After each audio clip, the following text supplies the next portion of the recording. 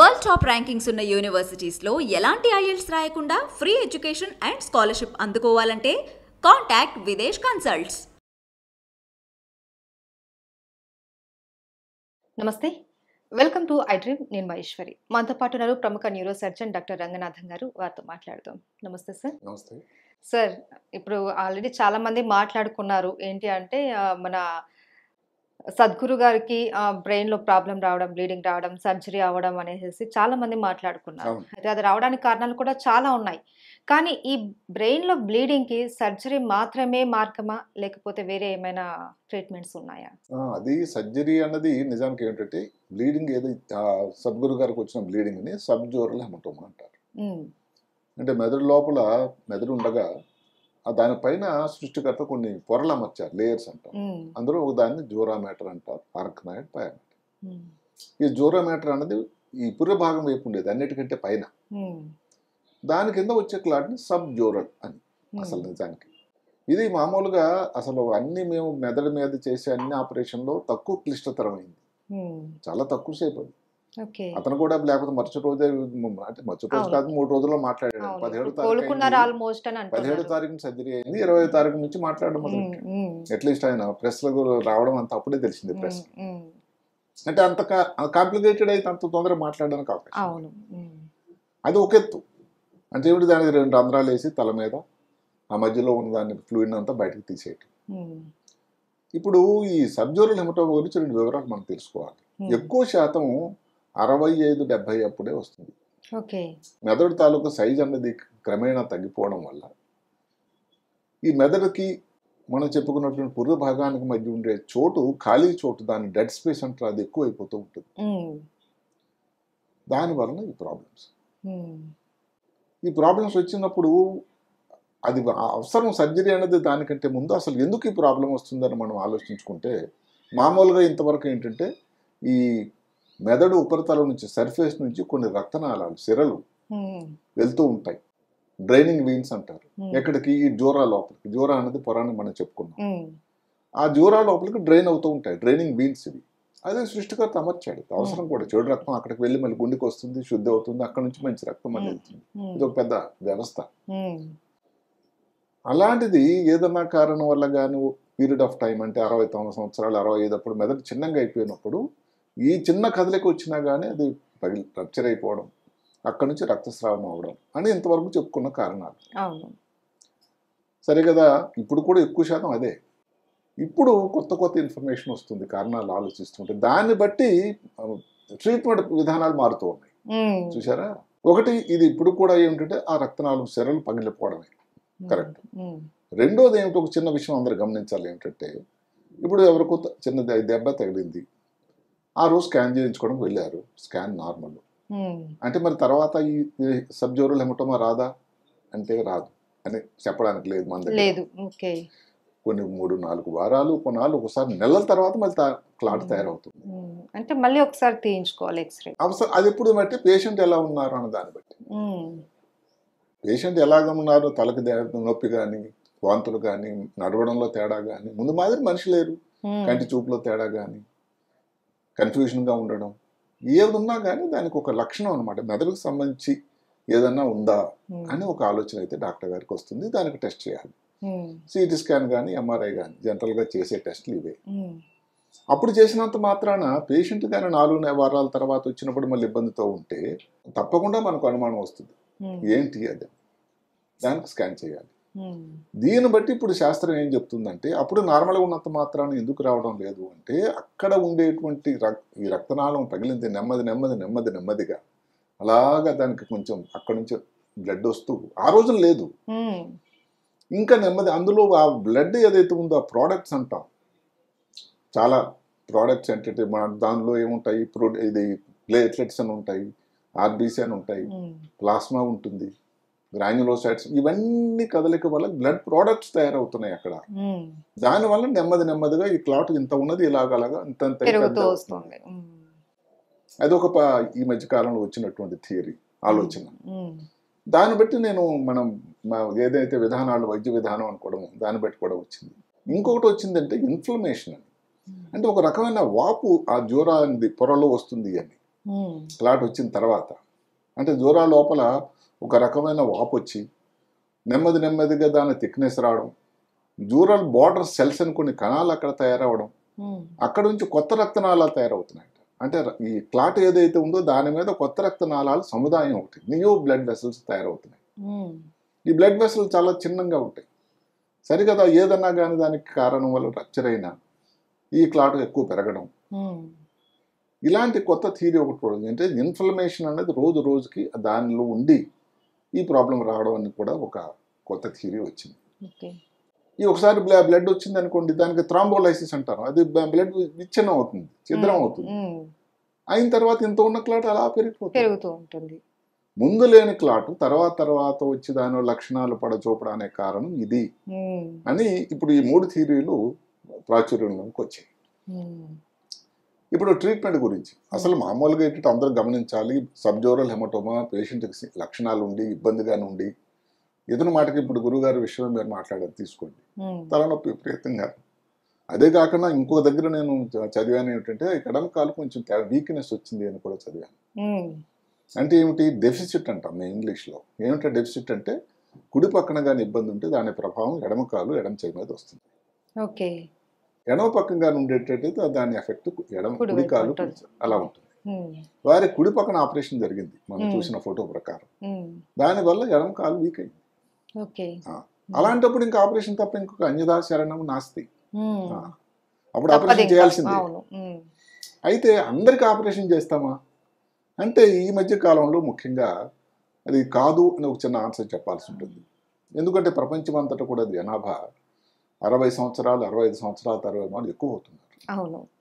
ఎందుకంటే ఆరోగ్య ప్రమాణాలు పెరిగాయి భారతదేశంలో కూడా. ఇప్పుడు 65 సంవత్సరాలు ఉన్నవాళ్ళు లేటెస్ట్ స్టాటిస్టిక్ 2023కి 15 కోట్ల మంది ఉన్నారు. ఇంకా ఈ సంఖ్య పెరుగుతూ ఉంటుంది. ఎందుకంటే ఇప్పటికి ఆరోగ్య ప్రమాణాలు 70 సంవత్సరాలు బతుకుతున్నారు భారతీయులు. స్వాతంత్రం వచ్చినప్పుడు 35. అంటే 100% 100 రెట్లు పెరిగింది ఇప్పుడు.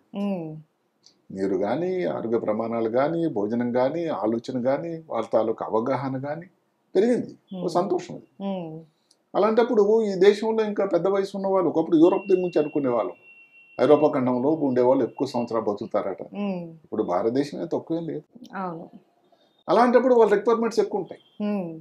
అదే కాకుండా ఇంకొక చిన్న మాట ఉంది, వయసు పెరుగుతున్న కొలది కొన్ని ఇబ్బందులు కూడా వస్తాయి.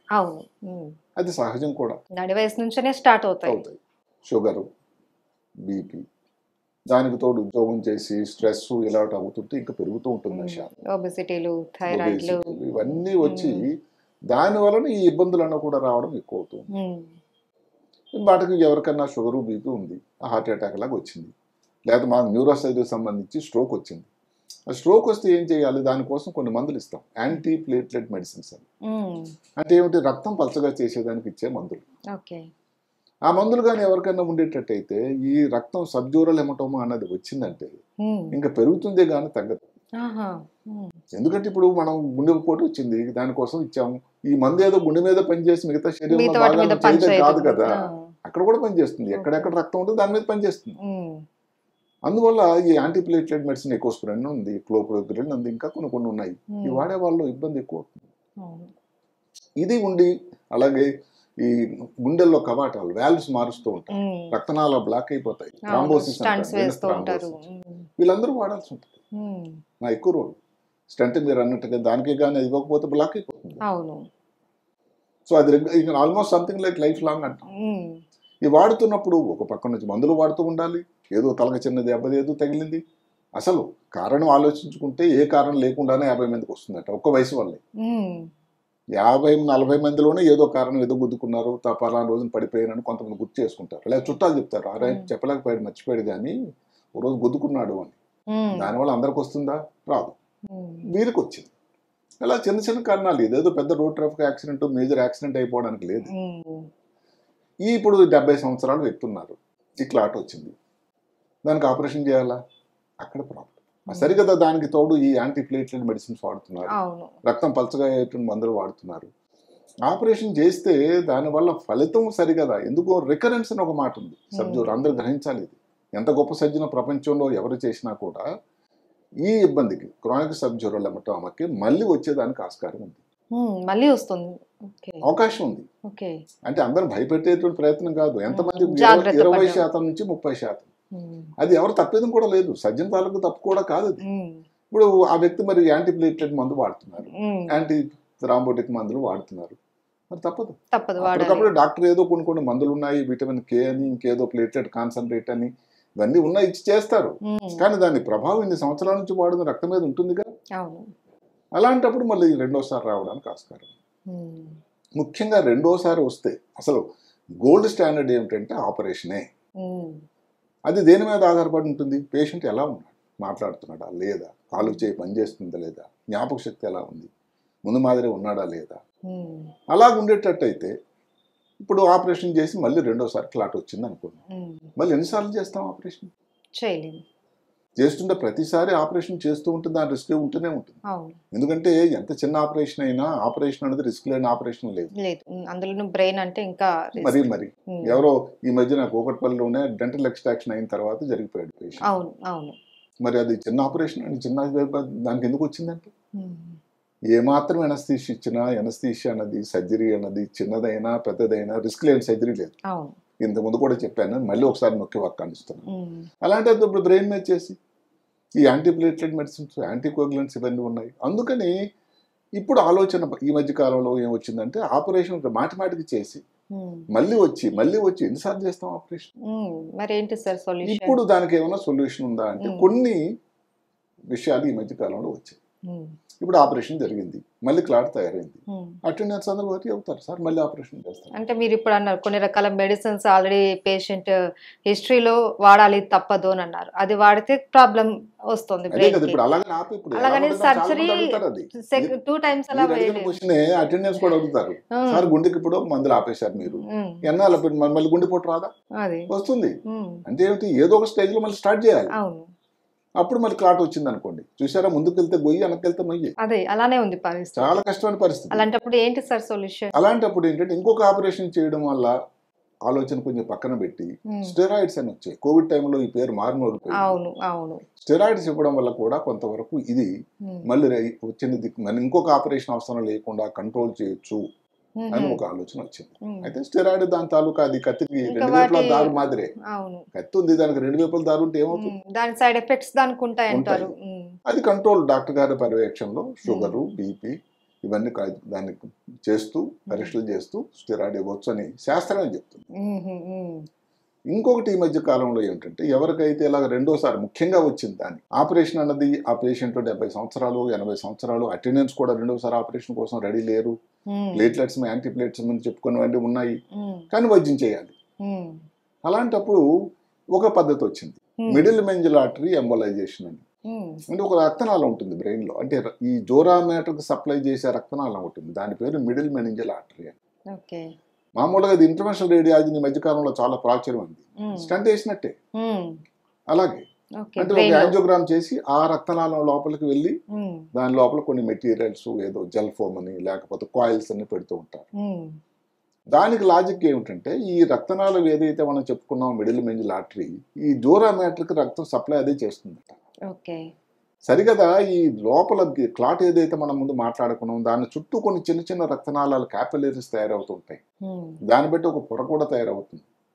వీటన్నిటికీ ప్రివెంట్ చేయడానికి ఈ మిడిల్ మెంజల్ ఆర్టరీ ఎంబోలైజేషన్ అనేది ఒకటి ఈ మధ్య కాలంలో ఎక్కువ మంది చేస్తూ ఉన్నారు. అదేమో ఆపరేషన్ కాదు, కంపారిటివ్ హాస్పిటల్ ఉండేది 2-3 రోజులే, రీజనబుల్లీ సేఫ్, సక్సెస్ రేట్ కూడా బాగానే ఉంది. అంటే ఇప్పుడు ఎలా ఉంటుందంటే ఇవేవి కూడా ఫస్ట్ అన్నది బెస్ట్ సమాట్ ఆఫ్ సర్జరీనే, సర్జరీ తర్వాత ఇబ్బందులు వస్తే దానికోసం. ఈ మధ్య కాలంలో కొన్ని రిపోర్ట్లు ఏం చెప్తున్నారంటే సర్జరీ చేయకుండానే ఇది ఫస్ట్ లైన్ ట్రీట్మెంట్ గా కూడా వాడొచ్చు, ట్రై చేయొచ్చు అని. మామూలుగా అది ఒక అనుసంధానం, అంటే సర్జరీ ఉంటూ ఇబ్బంది వచ్చినప్పుడు దీనికి రెండో ప్రయత్నం చేయొచ్చు. కానీ సర్జరీ లేకుండా ఫస్ట్ లోనే మనం ఈ స్టెరాయిడ్స్ కానీ లేకంటే ఇప్పుడు సర్జరీ లేకుండా క్లాట్ ఎక్కువ ఉన్నప్పుడు స్టెరాయిడ్ ఇస్తే రిస్క్ తీసుకున్నట్టు లెక్క. పేషెంట్ సడన్ గా సీరియస్ అయ్యి రాత్రి మీద మళ్ళీ మిడిల్ ఆఫ్ ది నైట్ వచ్చారనుకోండి, అవన్నీ మరి డాక్టర్ అటెండెన్స్ అందరూ కూడా సర్జరీ అనేది ఎవరు లైక్ చేయరండి. ఒకవేళ మీరు స్టెరాయిడ్ ఇవ్వడానికే ట్రై చేశారనుకోండి, చుట్టాలను మనం కాన్ఫిడెన్స్ లో తీసుకోవాలి. మీ తాలూకు ఆలోచనతో ఇస్తున్న మందులు కానీ చాలా క్లాట్ ఉంది, సీరియస్ అయ్యే ప్రమాదం ఉంది, ఆ టైంలోనైనా ఎమర్జెన్సీలోనే ఆపరేషన్ చేయాలి. వాళ్ళు దానికి సమ్మతం అయితే చేయాల్సి ఉంటుంది. ఎవరు కూడా రిస్క్ తీసుకోరు, ప్రయత్నమే. రెండోసారి వచ్చినప్పుడు మాత్రం ఎక్కువ శాతం ఇలాంటి ప్రయత్నం చేయడమే మంచిది. ఈ మధ్య కాలం ఇంకోటి ట్రెనాక్సామిక్ యాసిడ్ అని ఒకటి వచ్చింది, అంటే రక్తం బ్లాక్ చేయడానికి వచ్చే ఒక మందు. మేము సర్జరీ చేస్తున్నప్పుడు సర్జరీ టైంలో ఏదో బ్లీడింగ్ అవుతా ఉంది, బ్రెయిన్ లో వెన్నుపాములో బ్లీడింగ్ అవుతా ఉంది, ఎనస్థీషియాలో చెప్తాను ఇంకొక ఇంజెక్షన్ ఇది ఇవ్వండి, అప్పటికప్పుడు బ్లీడింగ్ ఆపడానికి ఉపయోగపడేది. ఈ బ్లీడింగ్ తగ్గిస్తూ ఉంది, క్లాట్ సైజు కూడా తగ్గడానికి ఉపయోగకరమైన మందు. అయితే ఇవన్నీ ఈ మధ్య కాలంలో కొత్తగా వచ్చిన మందులు. అది దానితో సబ్జ్యూరల్ అయిపోతుంది నయం అయిపోతుంది నేను చెప్పడం లేదు. అలాగే కొంతవరకు ఈ స్టాటిన్స్ అంటాం, గుండె పోటు వచ్చినప్పుడు కొంతమందికి అటరోస్టాటిన్ అని ఒకటి వచ్చింది, ఆ మందు కొంచెం ఇవ్వచ్చు అని, ఇలా కొన్ని వచ్చాయి. వీటన్నిటికంటే చాలా ప్రాశస్తమైనది, ఎక్కువ మంది నమ్మేది, ఆపరేషన్ ఇంకోసారి చేయకుండా ఉండేది స్టెరాయిడ్. రెండోది డెఫినెట్ గా ఈ మిడిల్ మెంజల్ ఆర్టరీ థ్రాంబో ఏదైతే ఉంది ఎంబలైజేషన్ అన్నది కూడా ఈ మధ్య కాలంలో చాలా ప్రాచుర్యంకి వచ్చింది. ఆపరేషన్ అన్నది చేయటం తప్పదు, ఎప్పుడు పేషెంట్ కానీ సీరియస్ గా ఉంటే. మాట్లాడుతూ ఉన్నాడు పేషెంట్, కొంత అవకాశం తీసుకోవచ్చు, ఛాన్స్ తీసుకోవచ్చు. దీనివల్ల కానీ సెటిల్ అయిపోతే ఆపరేషన్ మనం లేకుండా చేసినట్టు కదా. అదే కాకుండా 70-80 సంవత్సరాలు అప్పుడు ఆపరేషన్ దాని రిస్క్ దానికి ఉండదు. ఇలాంటి సమయాల్లో ఆపరేషన్ కాకుండా ప్రత్యామ్నాయం అటెండెన్స్ కానీ దాన్ని సుముఖంగా ఉంటే ఒక ప్రయత్నం చేయొచ్చు. ముఖ్యంగా స్టెరాయిడ్స్, ఏదైతే మిడిల్ మెంజల్ ఆర్టరీ ఎంబలైజేషన్, కొంతవరకు ట్రెక్సామిక్ యాసిడ్, ఈ అటరోస్టాటిన్ దాని గురించి ఇంకా సమాచారం ఎక్కువ నాలెడ్జ్ రావాలి. అయితే కొంతవరకు ఈ పేర్లు కూడా మోగుతున్నాయి, ట్రై చేయొచ్చు అని. ఇది మందులతో ప్రయత్నం అన్నది ఒకటి. ముఖ్యంగా మళ్ళీ చెప్తున్నాను ఏమిటంటే, ఆపరేషన్ చేసి రెండోసారి ఏదైతే 30% ఉండి వాళ్ళకి అంటే రెండోసారి రికరెన్స్ 30% చెప్పుకున్నాం, అలాంటి వాళ్ళకి ఈ మందుల ద్వారా ఈ ప్రయత్నం చేయొచ్చు. అదే మంచిది కూడాను అని. ఎందుకంటే ఇప్పుడు 80 ఎప్పుడు మళ్ళీ ఆపరేషన్ చేసాం అనుకోండి, మళ్ళీ తయారవుతుంది అక్కడ. అసలు ఇవి ఎలా వచ్చాయి, ఈ మందులు, ఈ పద్ధతులన్నీ ఆలోచన ఎందుకు వచ్చింది? 2000 సంవత్సరంలో ఎక్కడో జపాన్ దేశంలో ఒక వ్యక్తికి సబ్డ్యూరల్ వచ్చింది, 5 సార్లు ఆపరేషన్ అయింది. ఆయనకున్నది ఏమిటి, రక్తం పలుచుకాక ఉండిపోయే ఒక వ్యాధులు ఉన్నాయి కొన్ని, హిమోఫిలియా అని, కోయాగ్యులోపతి అంటారు. అసలు రక్తం అతనికి గడ్డ కట్టదు. ఆయన పుట్టినప్పటి నుంచి అదే వ్యాధి. ఎన్నిసార్లు సర్జరీ 3 సార్లు 4 సార్లు చేశారు, అది మళ్ళీ వస్తా ఉంది, మళ్ళీ అసలు నేను విసిగిపోయారు, ఎన్నిసార్లు చేస్తారని. ఆయన కష్టం అదండి. ఇంత లోపల ఎవరికి ఆలోచన వచ్చింది, ఏదైతే ఈ జోరా మ్యాటర్ నుంచి కింద ఉంది కాబట్టి దానికి వెళ్ళే రక్తనాళాలను కానీ మనం బ్లాక్ చేస్తే ఎలా ఉంటుంది. సో మొట్టమొదటి ప్రయత్నం 2000 సంవత్సరంలో జరిగింది, 24 సంవత్సరాల నుంచి సక్సెస్ అయింది. దానితోనే ఒక ఆల్టర్నేటివ్ గా దీన్ని వైద్యం పెట్టుకున్నారు. ఆధునిక కాలంలో మార్పులు అన్ని జరుగుతూ ఉంటాయి, నిరంతర ప్రవాహం, రోజు రోజుకి ఇంప్రూవ్మెంట్ అవుతుంది, కొత్త విధానాలు. అంతే కదా. ఇప్పుడు మేము 82లో చదువుకున్నప్పుడు మొట్టమొదటి సిటీ స్కాన్ ఢిల్లీ ఎయిమ్స్ లో ఉంది. అంతకుముందు సిటీ స్కాన్ అనేది లేనే లేదు, అసలు 78లోనే వచ్చింది ప్రపంచంలో. అంతకుముందు మెడలో ఏదైనా బ్రెయిన్ లో ఏదైనా ప్రాబ్లం ఉందంటే చేసే పరీక్ష విధానాలు చేసే వాడికి, చేయించుకున్న వాళ్ళకి నొప్పి, రిస్క్ తో కూడుకున్నది కూడా. ఇప్పుడు ఏముందంటే సిటీ స్కాన్ అంటే 5 నిమిషాలు అయిపోతుంది. ఇప్పుడు సిటీ స్కాన్ తో ఆగిందా, లేదు, మళ్ళీ ఎంఆర్ఐ వచ్చింది. ఇట్లా సైన్స్ అనేది నిరంతర ప్రగతి. ఇప్పుడు కోవిడ్ వచ్చింది, కోవిడ్ టైంలో కానీ ఆ వ్యాక్సిన్ రాకపోతే ఎంతమంది కోకొల్లగా జరిగిపోయే వాళ్ళు కదా. సైన్స్ తాలూకా, అందుకని ఆరోగ్య ప్రమాణాలు మొదటే మాట్లాడుకున్నాం. ఈ రోజున 70 సంవత్సరాలు భారతీయులు కూడా బతుకుతున్నారంటే ఎంత సంతోషం. కాబట్టి ఆరోగ్యం అన్ని విధాలు కూడా ప్రగతి చెందుతూ ఉంది డెఫినెట్. Right sir. ఏదైనా సరే సర్జరీ అన్నది ఫస్ట్, దాని తర్వాతనే మీరు చెప్పినట్టు సర్జరీ అన్నది గోల్డ్ స్టాండర్డ్. ఒకే మాట, సబ్జ్యూరల్ హెమటోమాకి ఎవరు అన్నా కానీ ఫస్ట్ చేయాల్సింది సర్జరీ. చుట్టాలు కానీ దానికి రెడీ లేకపోయినా చేసిన తర్వాత మళ్ళీ ఏదో కారణాంతరం వల్ల రెండోసారి మళ్ళీ వచ్చినా, అలాంటప్పుడు ఇంకో సర్జరీ చేసి రిస్క్ తీసుకోవడం కన్నా ఇలాంటి ప్రయత్నాలు చేయవచ్చును. అది మనం చెప్పబోయేటువంటి సమాచారం. Thank you so much sir. నమస్కారం.